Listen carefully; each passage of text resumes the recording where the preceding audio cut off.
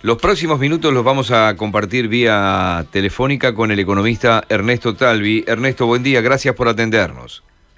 Buen día, Miguel, Jorge, ¿cómo están? Gracias por invitarme. No, por favor, le decimos a la gente además que con Ernesto Talvi estamos cerrando la ronda de precandidatos presidenciales, en realidad segunda ronda con lo que nosotros consideramos los candidatos mejor posicionados, esto no puede ofender a nadie.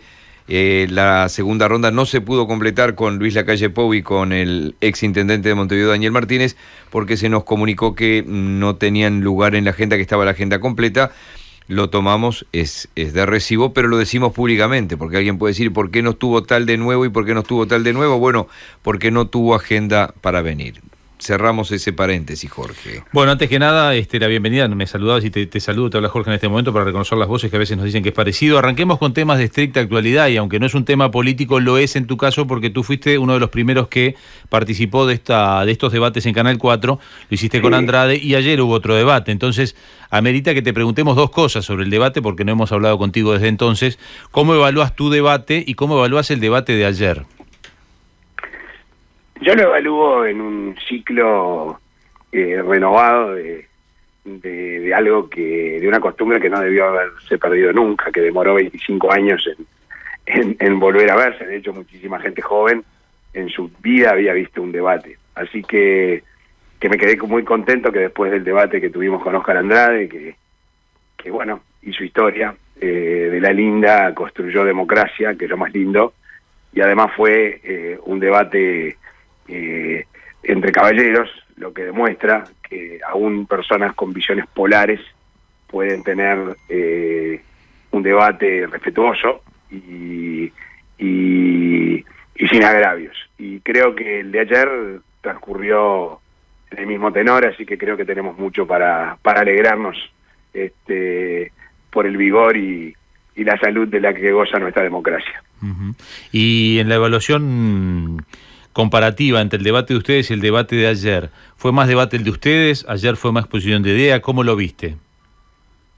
La verdad, Jorge, que preferiría no entrar en ese juicio crítico, no me corresponde. Yo sentí que nuestro debate con Óscar Andrade fue un debate en donde efectivamente se presentaron dos visiones del mundo muy claras, muy contrastantes, dos visiones del futuro muy claras y muy contrastantes. Allí había un liberal y un comunista, había un sindicalista y un académico, había un oficialista y un opositor, en fin, alguien que cree que Venezuela y Cuba son formas diferentes de organizar la democracia y como yo, que pienso que son dictaduras, en fin. Puedo juzgar sobre lo que nosotros hicimos y satisfecho de que creo que la gente vio con claridad que había dos formas de entender, de ver el país y de encarar el futuro. Hay temas de estricta actualidad que te vamos a ir preguntando, pero antes de entrar en ello, quería preguntarte sobre algo que tú nos comentaste en la entrevista a nosotros y que fue, no recuerdo si si lo estoy cometiendo un error y lo dijiste en privado, no es nada grave, que nos decía, yo creo que mi gran problema es que me conozcan, una vez que me conocen, la gente se convence y me vota, creo que lo dijiste públicamente, y la pregunta es, ¿sentís que te dio el tiempo para posicionarte y para competirle a un Sanguinetti muy conocido? Es decir, ¿cómo llegás a estos últimos días y qué sensación tenés? A ver, Jorge, nos dio el tiempo humanamente posible en 10 meses que llevamos de vida política. Yo no estaba en la política y Ciudadanos no existía hace 10 meses y hoy estamos jugándole de igual a igual, compitiéndole cara a cara a un grande de la política uruguaya que tiene la vitrina llena de trofeos. Yo creo que eso de por sí es un logro extraordinario y es el resultado de lo que tú decís, Jorge, de que sabíamos muy tempranamente, eso nos decían todas las encuestadoras, que la conversión de conocimiento a predisposición a votar era muy alta y que por ende nuestro gran competidor era el desconocimiento. Hicimos un esfuerzo enorme, físico, territorial y de comunicación dentro de los límites de la veda electoral y de las restricciones presupuestales que manejamos para hacernos conocer. Y Y a medida que lo íbamos logrando y la gente nos iba conociendo, se iba dando cuenta que este proyecto es nuevo, que hay una renovación total y completa de los cuadros políticos, técnicos y profesionales, que vino a mejorar la política para cambiar el país y que plantea a la ciudadanía un proyecto transformador para salir de la decadencia, para salir del país del empate en el que estamos instalados. Entonces nos está acompañando y hemos tenido un crecimiento formidable a raíz de eso. Así que es una interna tremendamente competitiva y ya con eso, haberlo logrado en 10 meses frente a un rival de la jerarquía del doctor Sanguinetti, para nosotros es un éxito muy pero muy grande. El observador de hoy dice que ustedes se van a reunir el viernes. ¿Confirmás esa reunión? Sí, nos vamos a reunir el viernes cuando ya tengamos tranquilidad para poder conversar durante la veda. Es una reunión obviamente importante, pero una de las tantas que hemos tenido. La interna del Partido Colorado ha sido de guante blanco, y bueno, para discutir los temas políticos que necesariamente va a haber que empezar a discutir, y a la luz de que el domingo se va a definir la elección interna y quién va a liderar los destinos del Partido Colorado. Supongo que ya lo viste o te lo comentó porque tu gente trabaja muy bien. El otro día me dijo en BTV Noticias, si tengo que ser candidato a vice, seré candidato a vice, lo que diga la gente es lo que voy a acatar. Sí. A ver... no sé si lo viste aunque sea el titular. Sí, he visto y lo ha reiterado varias veces el doctor Sanguinetti, y yo respeto en eso su opinión. Yo he sido claro desde el principio, Miguel, y lo he dicho cuando iba segundo, lejos, a 30 y pico de puntos, que entendía que la fórmula del Partido Colorado tenía que surgir de un consenso de los 3 candidatos que hemos competido en esta elección, de los 3 principales, y que el Partido Colorado tenía que llevar la mejor fórmula posible para maximizar sus chances de tener una votación excepcional en octubre. Y dije en ese momento que yo iba segundo, que nosotros con gusto poníamos a disposición la vicepresidencia, que no estábamos aquí por los cargos ni para reservarnos cargos, estamos aquí para empujar por los cambios impostergables que el país precisa, y que si se entendía que otra fórmula, por ejemplo, integrada por una mujer, le daba al partido mejores chances, que con nosotros no hay ningún problema. Así que creo que esto es un tema que va a haber que hablar con serenidad, con pausa, con calma. No hay ningún apuro. Aquí esto no se trata de un golpe de efecto ni de marketing. Esto es una decisión seria. Una decisión seria que requiere analizar con cuidado los resultados de esa noche, dentro del partido, fuera del partido. En el Partido Nacional son muy importantes los resultados porque son nuestros socios potenciales de una futura coalición junto con el Partido Independiente.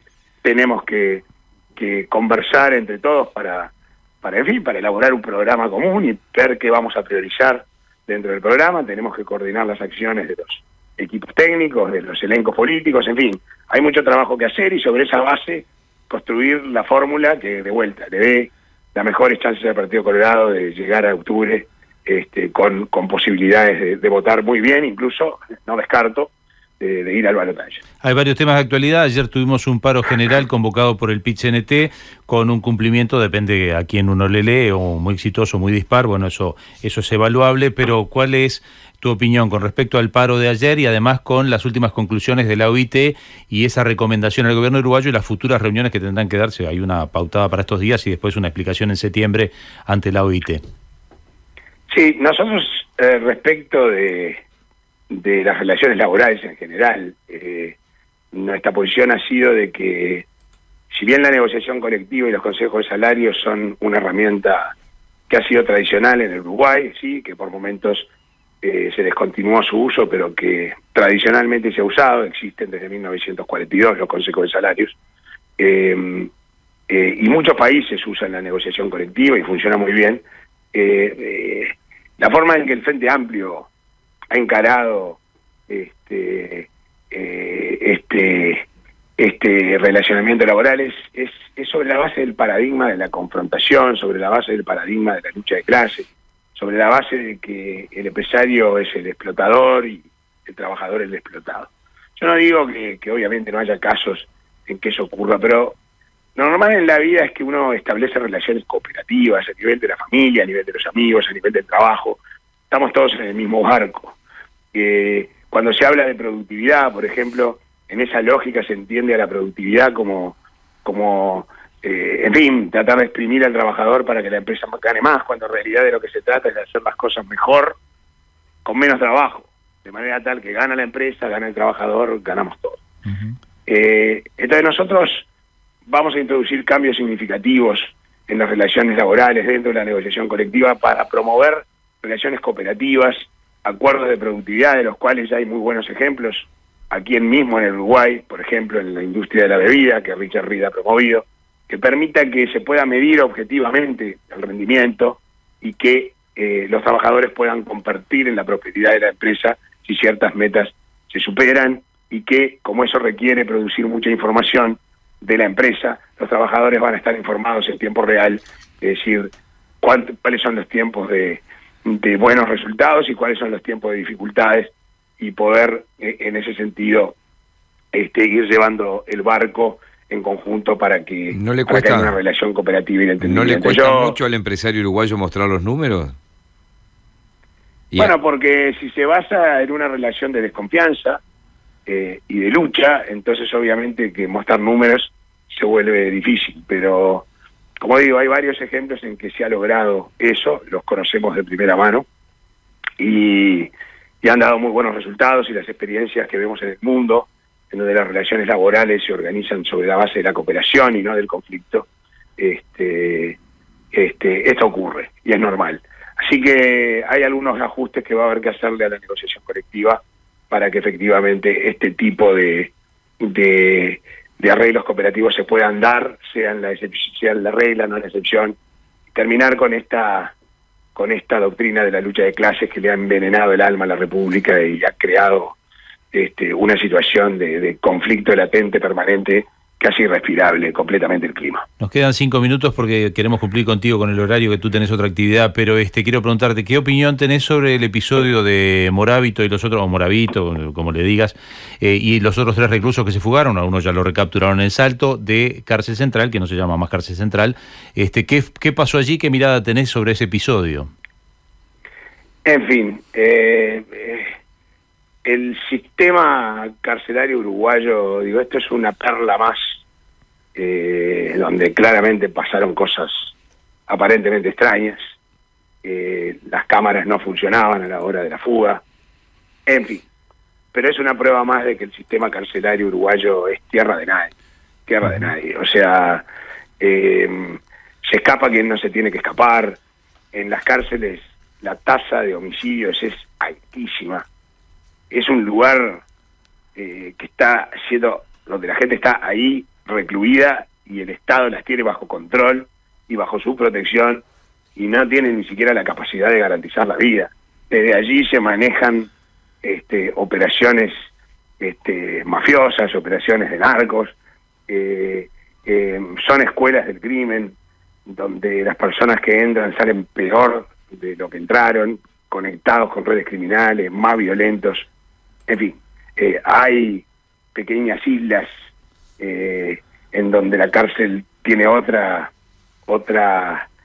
filosofía, y nosotros ya dijimos que esto es algo inaceptable, no solamente porque estamos siendo condenados por todas las organizaciones internacionales y de derechos humanos, porque tenemos de las peores cárceles del mundo, sino porque es una manera muy poco inteligente de actuar. Sí, pero en este caso puntual, ¿alcanza con la renuncia de Alberto Gadea, que es el director del Instituto Nacional de Rehabilitación, o esto acá tendrían que empezar a ir para arriba y hay responsabilidades que llegan hasta el ministro o hasta dónde? Hay responsabilidades de todo tipo y color. Aquí la responsabilidad política siempre es obviamente la autoridad más alta. Y la razón por la cual yo no ando pidiendo renuncias a la marchanta, es para que la gente no se engañe, de pensar que aquí, si se va uno y viene otro, las cosas van a cambiar significativamente. Se precisa una reorganización fundamental y profunda del Ministerio del Interior, porque está claro que, aunque se ha gastado una enorme cantidad de dinero, se ha invertido muchísimo en tecnología, se han creado un montón de grupos especiales, lo cierto es que tenemos Este año vamos a batir el récord de rapiñas, vamos a batir el récord de homicidios. Según la Organización Mundial de la Salud, estamos en una epidemia de homicidios. Vamos a terminar cuartos en América Latina, que es el continente más violento del mundo, en homicidios, cuando Uruguay era el país más seguro de América Latina. Ernesto. O sea, ha fracasado la política de seguridad. Nosotros hemos planteado una reorganización profunda del Ministerio del Interior y la jerarquización de nuestra policía, porque, Miguel, Jorge, entendámonos, y la ciudadanía lo tiene que entender. La seguridad empieza por la efectividad de la policía. Si vos traficás en drogas, traficás en armas, traficás con la vida humana matando por encargo, traficás en el robo de animales, estás involucrado en una rapiña violenta, en un homicidio, en un copamiento, en una violación, no vas a poder dormir tranquilo en ninguna parte del territorio de la República, te vamos a pescar. Ernesto. Eso tiene que ver con la efectividad de la policía, y la efectividad de la policía tiene que ver con su formación. Formación terciaria, una policía bien entrenada, bien equipada, bien remunerada para cumplir con dignidad y efectividad su labor. Queremos seguridad de primer mundo, tenemos que tener policía de primer mundo. La última tiene que ver con una de tus propuestas recurrentes y la plantea Rafael, cuyo teléfono comienza con 1407, escribe desde Estados Unidos, es lo que tiene en los tiempos, mucha gente nos escucha por allá. Dice, Talvi está demasiado preparado para una sociedad deteriorada como la uruguaya. Nueva Zelanda estaba en las mismas condiciones que Uruguay, pero tenían esos holandeses y no uruguayos, por eso salieron adelante. Ante una afirmación de este tipo, ¿qué decís? Que no la comparto, aunque agradezco la pregunta, porque siempre recuerdo a mis compatriotas, los que están en el exterior, lamentablemente son demasiados, que se han tenido que ir porque no encuentran la posibilidad de construir un proyecto de vida acá en el país. Que el Uruguay, a principios del siglo pasado, el Uruguay que de alguna manera todavía recordamos y todavía en nuestra cabeza y en nuestros corazones somos, no es el que vemos todos los días, pero es el que nos sentimos ser, fue el primero soñado. José Valle Ordóñez, cuando estaba en París a principios del siglo pasado, escribía en sus cartas: estoy aquí en Europa soñando con construir un pequeño país modelo. Así le llamamos a nuestro programa de gobierno. Y lo construyó.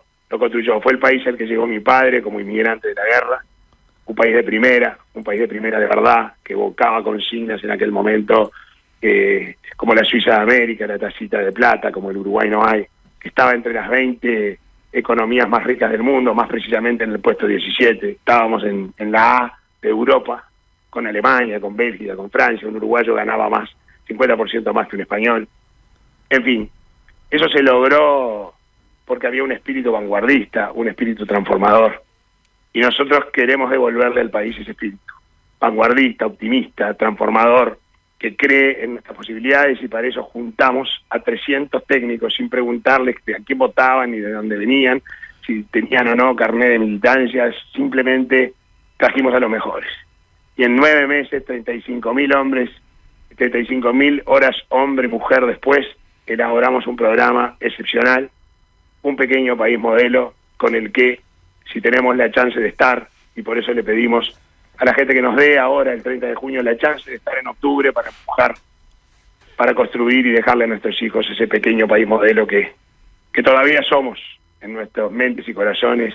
Así que tenemos que recuperar lo que somos, pero para eso tenemos que salir del país del empate, del cambio a la uruguaya, del que quiere celeste que no le cueste. Tenemos que recuperar ese espíritu transformador que lo hicieron los neozelandeses, los españoles y los irlandeses, y los chilenos con los gobiernos democráticos. Nosotros también podemos hacerlo. Ernesto Talvi, gracias por hoy y hasta cualquier momento. Al contrario, Jorge, Miguel, a ustedes, agradecerles mucho que nos hayan abierto los micrófonos, que hayan permitido que ese conocimiento que no existía hace unos meses se pudiera consumar, porque de no haber sido por los medios, que cuando la intención de voto era muy baja, nos abrieron las puertas. Esto que pasa hoy, estar mano a mano, cabeza a cabeza, peleando en la interna del Partido Colorado, no hubiera ocurrido. Así que más que nunca valoro a los medios y la apertura y la generosidad que han tenido con nosotros. Poder Ciudadano Radio. Periodismo responsable, pero no acartonado.